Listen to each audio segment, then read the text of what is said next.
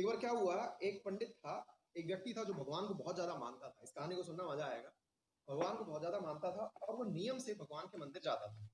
एक दूसरा उसका पड़ोसी था जो इस बात से चिढ़ता था कि ये रोज मंदिर जाता है और रोज मंदिर जाकर के ये जो है मतलब भगवान के सामने ऐसी क्या चीज करता है और मैं वो चीज नहीं करूंगा, देखता हूं भगवान मेरा क्या बिगाड़ लेगा।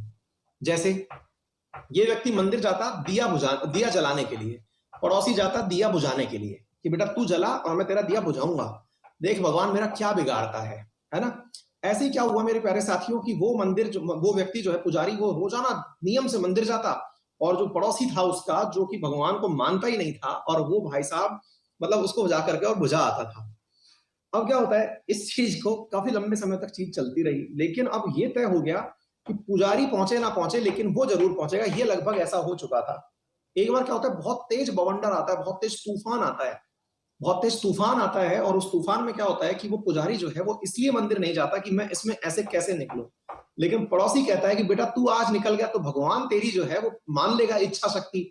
मतलब अगर पुजारी अगर आज भगवान के मंदिर पहुंच गया होगा तो भगवान तो उसकी मुराद पूरी कर देंगे कि बेटा तुम तो बवंडर में भी चले आए, तो मैं जाऊंगा और जाकर के उस बवंडर में भी उस जलते हुए दिए को बुझा के आऊंगा।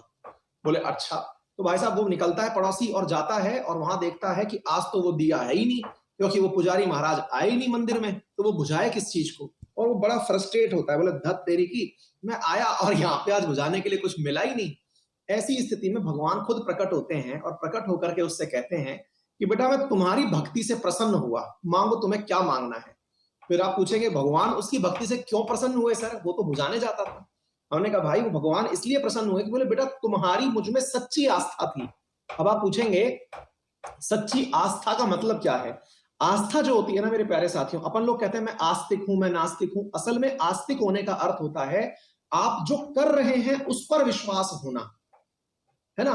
तो जो कर रहे हैं उस पर विश्वास आस्तिक है। मतलब आपका आस्था का मतलब, अगर मैं ये कहूं कि मैं भगवान नहीं मानता, मैं नहीं मानता, ये भी मेरा आस्तिक होना ही है। मतलब क्या है कि मैं भगवान नहीं मानता, इसका अर्थ यह है कि मैं इस पे दृढ़ विश्वास है, मेरा इस विश्वास पे विश्वास है, यानी कि मैं इस विश्वास के ऊपर आस्था रखता हूं, ये आस्तिक होना है। ठीक है ना। असल में नास्तिक शब्द की व्याख्या बहुत मुश्किल है।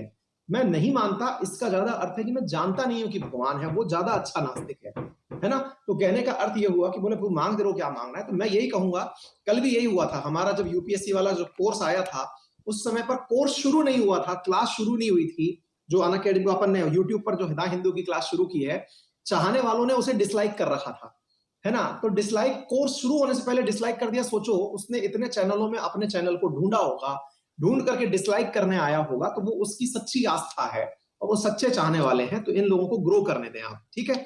चलिए अब पढ़ते हैं मेरे प्यारे साथियों मैक्रो इकोनॉमिक्स। अब सिंसियरली पढ़ना, बीच में कोई टोका टाकी नहीं, लगातार 40 मिनट